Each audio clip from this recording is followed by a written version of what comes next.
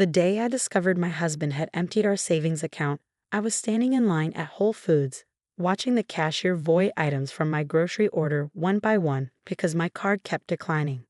"I'm so sorry," I mumbled, my face burning as other customers shifted impatiently behind me. "There must be some mistake. Could you try it again?" The cashier's pitying look only made it worse. I knew my account should have had over $50,000 in it, the remains of my inheritance from Grandma Rose, carefully saved over the past 5 years of marriage. My name is Julia Parker, and that humiliating moment in the grocery store was just the beginning of discovering how thoroughly my husband had betrayed my trust. I'd met Daniel at a charity gala 6 years ago. I was there representing the investment firm where I worked as a junior analyst. He was a rising star at a prestigious law firm. He seemed different from the other lawyers I'd met. Warmer, funnier, more down to earth. When he asked for my number, I gave it without hesitation. Our courtship was a whirlwind. Daniel was charming, attentive, and seemed genuinely interested in my work and opinions. "You're not like other women," he'd say, making me feel special even as something in the back of my mind whispered that this wasn't actually a compliment. We married after a year of dating. The wedding was everything I dreamed of, paid for mostly by my grandmother's inheritance. She'd passed away just months before I met Daniel, leaving me a modest but significant sum. "You've always been the practical one," she told me during one of our last conversations. "Promise me you'll invest this wisely, make it grow." I nodded, holding her frail hand. "I promise, Grandma." And I have been practical. At first, I kept most of the inheritance in a separate savings account, using only a small portion for the wedding and our first home's down payment. Daniel had his own money from his law practice, and we agreed to maintain some financial independence while sharing household expenses. The problem started subtly. Daniel would talk about investment opportunities that seemed too good to be true. "It's a sure thing," he'd say, eyes bright with excitement. "We could double our money in months." I'd express skepticism, drawing on my financial background to point out the risks. He'd grow defensive, accusing me of not supporting his ambitions. To keep the peace, I'd eventually agree to small investments, always from our joint account, never from my inheritance. Some of these ventures paid off, feeding his confidence. Others failed, but Daniel always had explanations that shifted blame elsewhere. Still, we were doing well enough that I didn't worry too much. His law practice was thriving, and my career at the investment firm was advancing steadily. Then came the day he discovered online poker.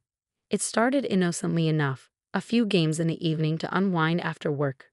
I didn't think much of it at first. Daniel had always been competitive, and this seemed like a harmless way to channel that energy. But soon he was playing every night, sometimes until dawn. He'd skip dinner, forget appointments, and snap at me if I suggested he take a break. The laptop screen's glow became a constant presence in our bedroom, accompanied by the soft click of keys and occasional muttered curses. "You're working too hard," he'd say when I expressed concern about his late nights. "I'm just having a little fun. Besides, I'm actually pretty good at this." I wanted to believe him. I wanted to trust that my Harvard-educated lawyer husband knew what he was doing. But the signs were there if I'd been willing to see them. The credit card bills started climbing. Small charges at first, $50 here, $100 there, all to online gaming sites. Then larger amounts. When I questioned them, Daniel would grow defensive. "I earn good money," he'd say, his voice taking on that edge I'd learned to dread. "I can spend it how I want." But it wasn't just his money he was spending. I discovered he'd been moving funds from our joint account to cover his gaming losses. Still, the inheritance account was separate, secure. Or so I thought. What I didn't know then was that while I'd been working late one night, Daniel had found my banking information. He'd watched me enter my passwords enough times to guess them. And once he had access, the temptation proved too strong. The scene at Whole Foods was just the beginning. When I got home and checked my accounts, I felt physically ill. The inheritance account, my safety net, my promise to Grandma Rose, was empty. Every penny transferred to various gambling sites over the past month. I sat in my car in a Whole Foods parking lot, trying to breathe through the panic. That's when I remembered something that made my hands stop shaking. Daniel didn't know about all of my accounts. 2 years ago, I'd made an investment that I'd never told him about. It had seemed insignificant at the time, almost embarrassing in its modesty. A small tech startup was looking for early investors. The founder was a former client who'd broken away from her big tech job to pursue an innovative idea in artificial intelligence. It's risky, she'd admitted during our lunch meeting. But I really believe in this technology. We're doing something no one else has tried. I'd studied their business plan carefully, drawing on all my years of investment experience. The technology was revolutionary, a new approach to machine learning that could transform multiple industries. The team was brilliant and dedicated, and the initial investment requirement was surprisingly low. I'd taken $10,000 from my personal account, money I'd saved from my annual bonuses, and invested it privately. I didn't tell Daniel because I knew what he'd say. He'd call it foolish, risky, a waste of money that could be spent on sure things. The paperwork was in my maiden name, the communications sent to my private email account. It was my secret, my independent decision, my way of proving to myself that I could still make choices without seeking his approval. Now, sitting in my car and staring at my empty inheritance account, I pulled out my phone and checked that private email for the first time in weeks. There were dozens of unread messages from the tech company. My hands trembled as I opened the most recent one. Dear Ms. Matthews, my maiden name. We are pleased to inform you that following our successful Series C funding round and recent acquisition offers, your initial investment of $10,000 has appreciated significantly. Based on current valuations, your equity stake is now worth approximately $3.2 million. I read the number 3 times before it sank in. My small secret investment, the one Daniel would have mocked, had just made me a millionaire. The irony might have made me laugh if I wasn't so angry. While my husband had been gambling away our savings on rigged online poker games, my careful investment in real innovation had paid off beyond my wildest dreams. I sat there in the parking lot watching the sun set behind the grocery store and made a decision. I wouldn't tell Daniel about this windfall. Not yet. First, I needed to understand exactly how deep his gambling problem went and what else he might be hiding from me. I drove home slowly, rehearsing what I would say about the emptied inheritance account. But when I walked through our front door, I realized I didn't need to say anything at all. Daniel was sitting at our dining room table, surrounded by empty whiskey glasses, his laptop open to an online poker site. His usually perfectly styled hair was a mess, his expensive shirt wrinkled and stained. I can explain, he slurred, not meeting my eyes. I had a system, it was working. I just needed a little more capital to make it pay off. I stood there in our tastefully decorated foyer, looking at this man I thought I knew, this brilliant lawyer who turned into a gambling addict before my eyes, and felt nothing but cold clarity. How much did you lose? I asked quietly. He flinched at my tone. It's not about losing. I've got it under control. I just need a little more time, a little more money. How much, Daniel? He named a figure that made my stomach turn. It was more than just my inheritance. He'd taken out loans, maxed out credit cards, even borrowed from clients' escrow accounts. But I've got a tip on a sure thing, he continued, his words running together.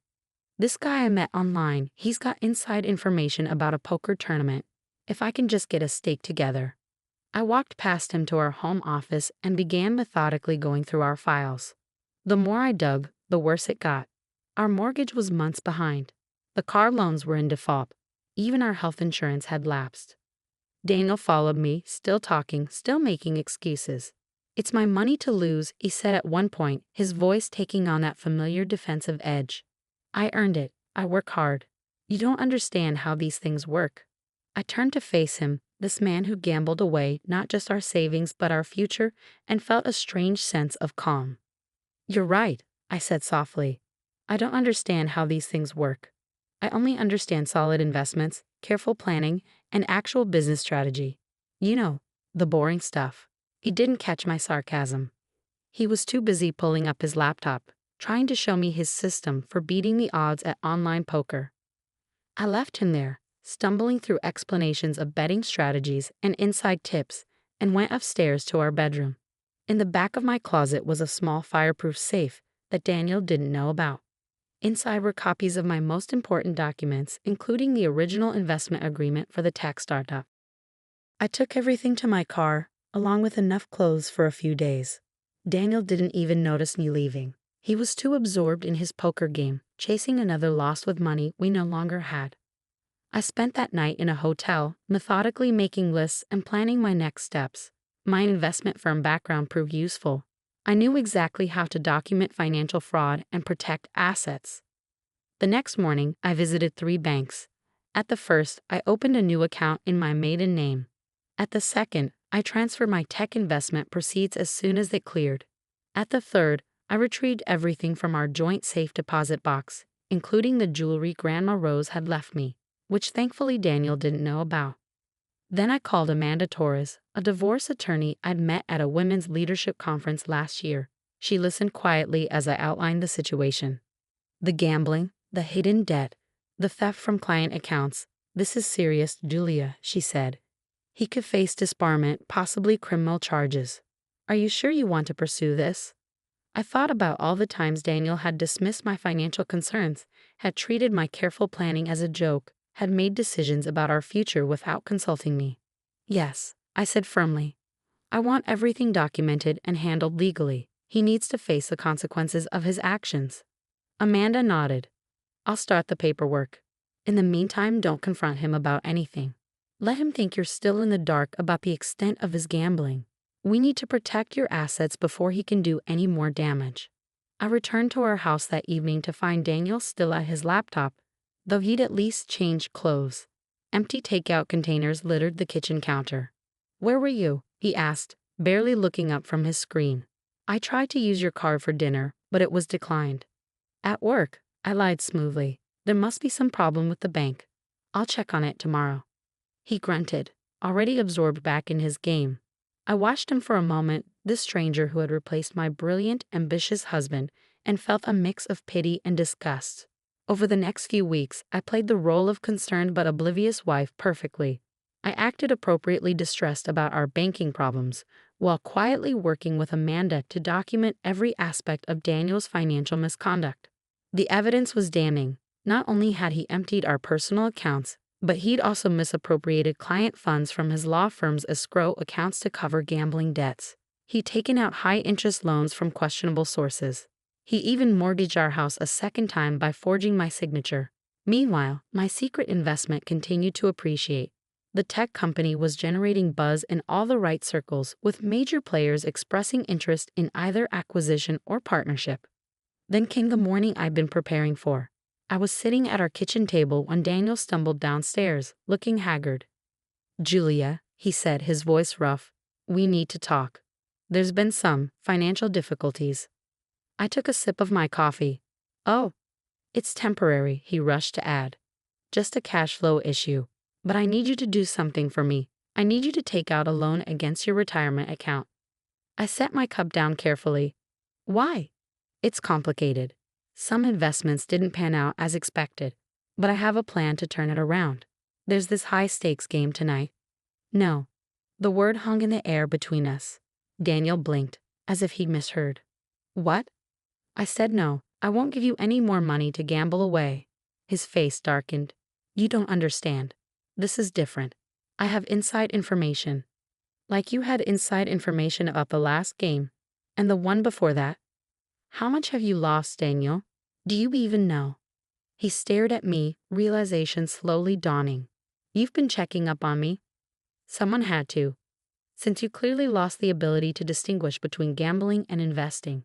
It's my money, he shouted, mask finally slipping. I earned it. I have the right to spend it how I want. I pulled out a thick folder and laid it on the table. Actually, it wasn't just your money. You stole my inheritance. You forged my signature. You embezzled from your clients. Would you like to see the documentation?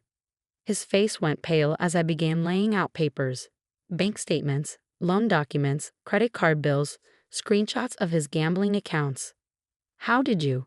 I'm an investment analyst, Daniel. Did you really think I wouldn't figure it out? Did you think I wouldn't keep records? He collapsed into a chair, all the fight draining out of him. I can explain. To me? Or to the Bar Association? Because they'll be very interested in what happened to those client accounts. You wouldn't? I already have. I stood up, gathering the documents. The ethics committee received my report this morning. The police should be here soon to discuss the forgery charges. As if on cue, we heard sirens in the distance. Daniel's face crumpled. I'll lose everything, he whispered. My license, my practice, my reputation. You already lost everything. I corrected him. You just didn't know it yet. He looked up at me, desperate now. I'll get help. I'll go to therapy. We can work this out. No, Daniel, we can't. But let me give you one last piece of investment advice. When you're in a hole, stop digging. The police arrived moments later. I watched from our front porch as they led him away, still protesting that he could explain everything. My phone buzzed. An email from the tech company. Another major firm had made an acquisition offer. My investment was now worth close to $5 million. Over the next few months, Daniel's life unraveled exactly as expected. He was disbarred. Criminal charges were filed. Our house went into foreclosure due to his secret second mortgage. But I was prepared. I'd already found a beautiful condo in a quieter part of town. I transferred to a new position at my firm, heading up their tech investment division. Life was moving forward. 6 months after Daniel's arrest, I received a letter from him at his court-mandated rehabilitation facility. I finally understand what happened, he wrote. I got caught up in the thrill of quick wins and forgot about real value. You were right about everything. I don't expect forgiveness, but I want you to know that I regret losing you more than anything else. I folded the letter and slipped it into a drawer. Maybe someday I'd find it in my heart to forgive him. But for now, I had more important things to focus on. My phone rang. The tech company's CEO calling about their upcoming IPO. After hanging up, I sat at my new desk, looking out over the city lights, and opened my grandmother's old jewelry box.